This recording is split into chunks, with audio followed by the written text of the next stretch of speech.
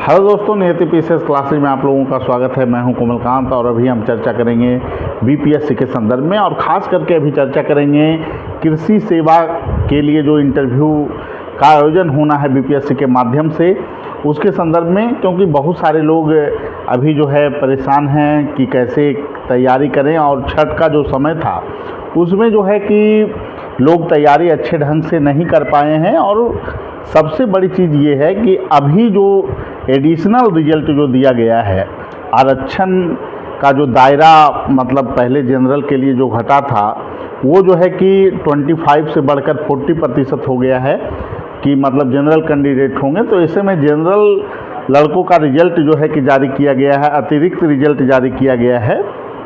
तो ऐसे में उन्हें ये जानना ज़रूरी है कि उनका रिजल्ट जो हुआ है वह कितना महत्वपूर्ण है, और कैसे वहाँ पर आप इंटरव्यू में बेहतर स्कोर करके अभी भी आप सिलेक्शन की लिस्ट में शामिल हो सकते हैं।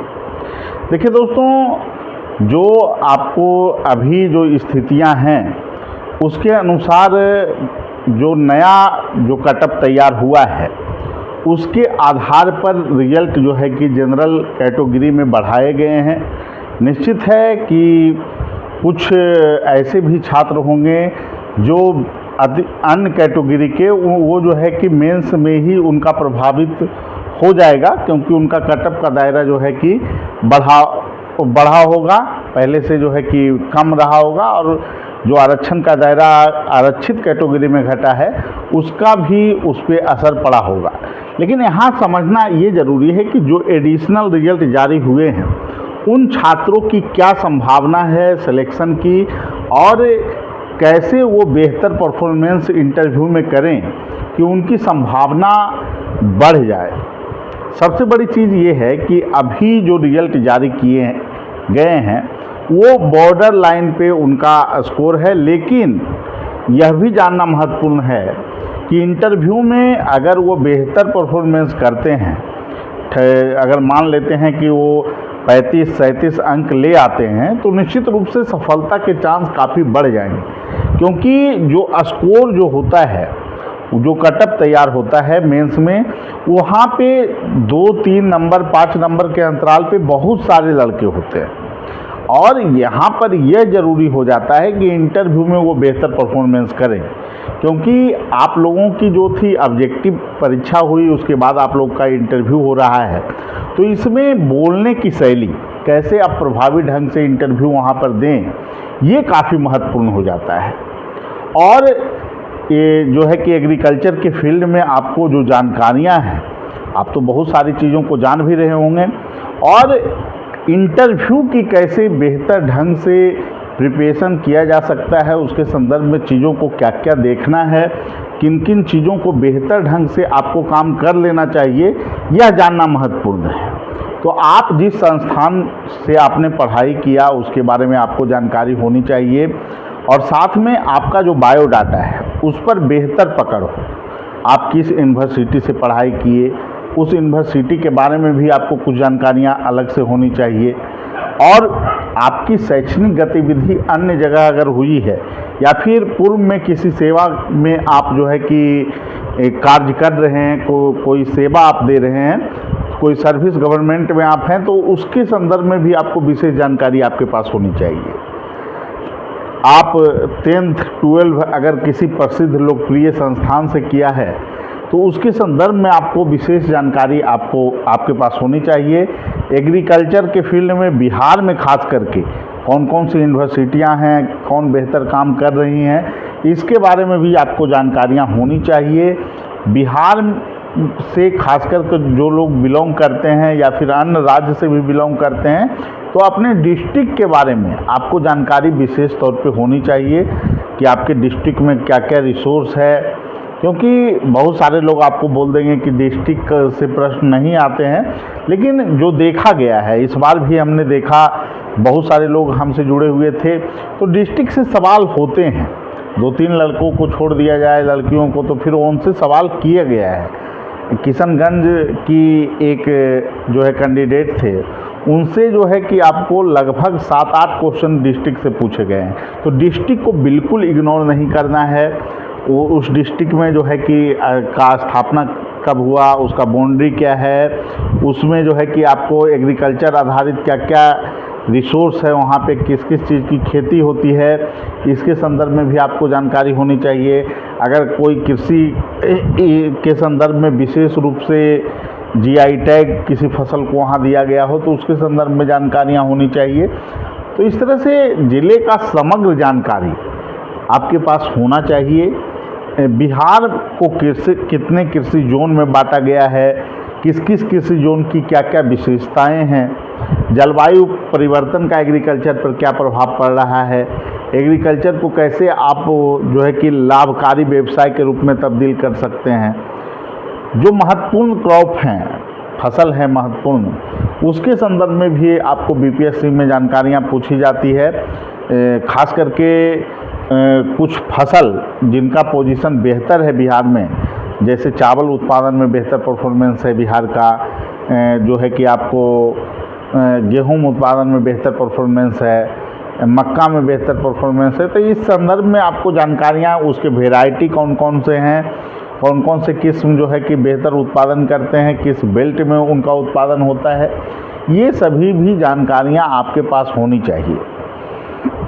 एग्रीकल्चर संबंधी जो चुनौतियां हैं, उत्तर बिहार में क्या क्या चुनौतियां हैं, दक्षिण बिहार की क्या चुनौतियां हैं, किन किन फसलों को कहां पर प्राथमिकता दिया जा सकता है, इसके संदर्भ में भी आपके पास जानकारी होनी चाहिए। एग्रीकल्चर के संदर्भ में कौन कौन सी योजना राज्य सरकार या केंद्र सरकार के द्वारा चलाई जा रही है, इसके संदर्भ में भी कुछ जानकारियाँ आपके पास होनी चाहिए। कम से कम प्रसिद्ध स्कीम आपको देख लेना है। 4-5 स्कीम जो है सेंट्रल गवर्नमेंट का और 4-5 स्कीम जो है, जो प्रभावी स्कीम है स्टेट गवर्नमेंट का, उसको भी देख लेना है। इन सभी पर आपको अच्छे ढंग से जो है पकड़ बना लेनी है।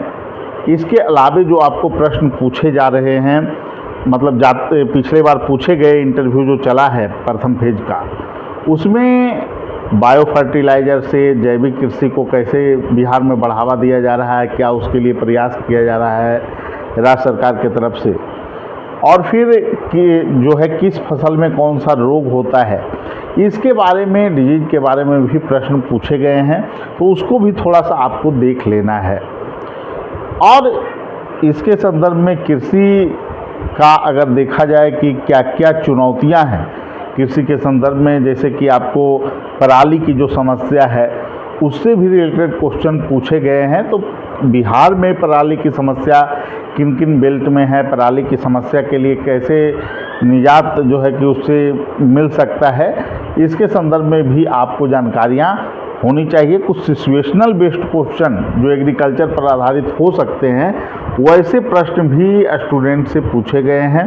तो आपको इन सभी चीज़ों पर काम कर लेना है दोस्तों। इसके लिए आपको जो है कि हमारे तरफ से जो प्रयास हुआ है उसमें 13-14 क्लास आपको एग्रीकल्चर पे, खास करके उन बिंदु पे कि कैसे आप इंटरव्यू को अच्छे ढंग से तैयार करें, जिला को कैसे किन किन चीज़ों को देख लेना है, जिला में कृषि संबंधी जो बड़ी चुनौतियां हैं, जिससे कृषि सब्सिडी से जोड़कर जो प्रश्न पूछे जाते हैं, या फिर अन्य जो चुनौतियां हैं एग्रीकल्चर संबंधी, उसके संदर्भ में आपको प्रश्न अगर पूछा जाए तो कैसे आपको बेहतर ढंग से, संतुलित ढंग से जवाब देना है, इस पर क्लास उपलब्ध है। आप लोगों का क्लास आपको देख लेना है। आपने जो है कि एग्रीकल्चर के संदर्भ में विशेष जानकारी आप शैक्षणिक जो है गतिविधि के दौरान आपने प्राप्त किया ही है, लेकिन कैसे चीज़ों को वहाँ प्रेजेंट करना है, किन चीज़ों में कहाँ तक आपको उत्तर देना है, ये सभी जानकारी आपको क्लास के माध्यम से जो है बता दिया गया है। उसको पहले देखकर आप चीज़ों को तैयार कर सकते हैं। उसके बाद आपको 2 ऑनलाइन मॉक इंटरव्यू की भी सुविधा हमारे यहाँ उपलब्ध है, जिसके तहत आप जो है कि अपनी कमियों को दूर कर सकते हैं।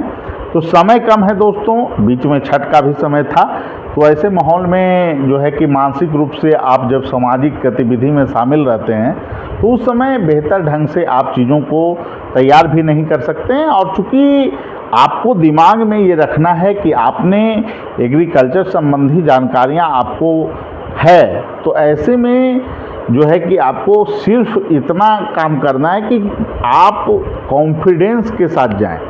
बिहार में तथ्यात्मक कुछ जानकारियाँ, कौन कौन से बिहार की एग्रीकल्चर की समस्या है, किस बेल्ट में कौन कौन से फसल को उत्पादन को बढ़ावा दिया जा सकता है, तो ये सभी जो जानकारियाँ हैं ये सभी क्लास में आपको उपलब्ध है। उसको देखकर चीज़ों को तैयार कर सकते हैं। और जो क्लास लिए गए हैं उसमें 1 घंटे 1.25 घंटे का क्लास है एक क्लास, तो उसमें 3-4 क्लास को भी आप एक दिन में कवर करके आप 3-4 दिन में चीज़ों को कवर कर सकते हैं, देख सकते हैं। और उसके बाद मॉक इंटरव्यू आप देकर अपने आप को आप वहाँ पर इंटरव्यू देने के लिए कैसे आप बेहतर इंटरव्यू दें, इस जो है कि अप्रोच के तहत तैयारी करके आप वहाँ पर चीज़ों को प्रेजेंट अच्छे ढंग से कर पाएंगे और इसका ये सकारात्मक परिणाम होगा कि आपको इंटरव्यू में बेहतर अंक मिलेंगे। इसलिए जिन लोगों को जुड़ना है हमारे कार्यक्रम से, क्योंकि समय कम है, तो ऐसे में आप हमारे फ़ोन नंबर 700-429-1557 पे कॉल कर सकते हैं, जुड़ सकते हैं हमारे इंटरव्यू कार्यक्रम से। और जुड़ के आप चीज़ों को देख के अच्छे ढंग से अगर अभ्यास कर लेंगे तो निश्चित रूप से आपको सकारात्मक परिणाम इसका देखने को मिलेगा। अभी जो चीज़ें हैं उसमें आपको कम से कम 35 से 37 इंटरव्यू में स्कोर 50 में से करने होंगे, तभी आपका फाइनल सिलेक्शन संभव है। ठीक है दोस्तों, फिर मिलेंगे अगले वीडियो में। तो जिन लोगों को जुड़ना है वो जुड़ सकते हैं हमारे कार्यक्रम से। ठीक है, धन्यवाद।